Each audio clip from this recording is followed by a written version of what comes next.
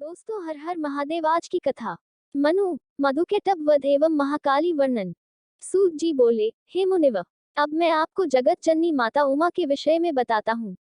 स्वारोचिष नामक मनवंतर में विरत नाम के एक राजा हुए हैं।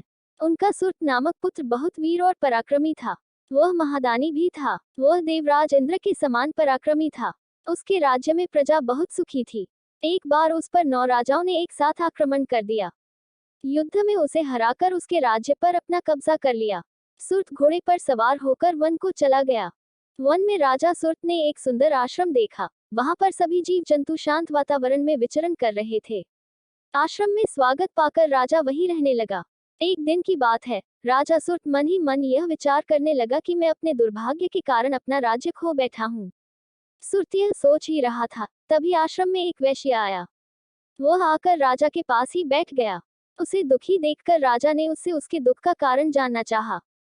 तब वह वैश्य आंखों में आंसू लिए बोला, राजन, मैं समाधि नामक वैश्य हूँ। मैं एक अत्यंत धनाढ्य कुल में उत्पन्न हुआ हूँ, परंतु मेरे पुत्र पौत्रादि ने धन के लालच में ही मुझे घर से बाहर निकाल दिया है।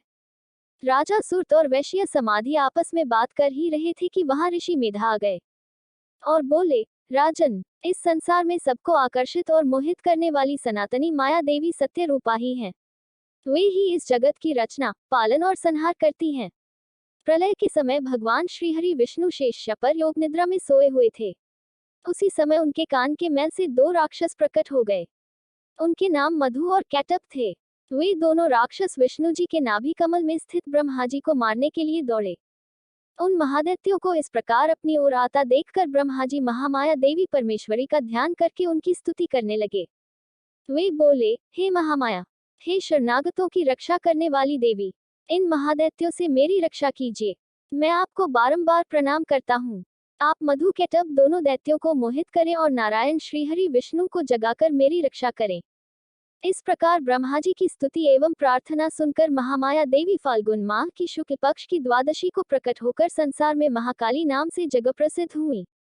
तभी देवी ने ब्रह्मा जी को प्राण रक्षा का आश्वासन दिया। योगमाया के रूप में वे विष्णु जी के नेत्रों से बाहर आई तो विष्णु जी जाग गए। उन दैत्यों को देखकर क्रोधित श्रीहरि उन्हें मारने दौड़े।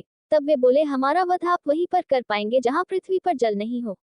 तब भगवान विष्णु ने मधु और कैटभ नामक दोनों महादैत्यों को अपनी जंघाओं पर लिटाकर अपने सुदर्शन चक्र से उनका सिर काटकर ब्रह्मा जी की रक्षा की। अगली वीडियो देखने के लिए आप चैनल सब्सक्राइब जरूर करें और लाइक करें और कमेंट करें। हर हर महादेव।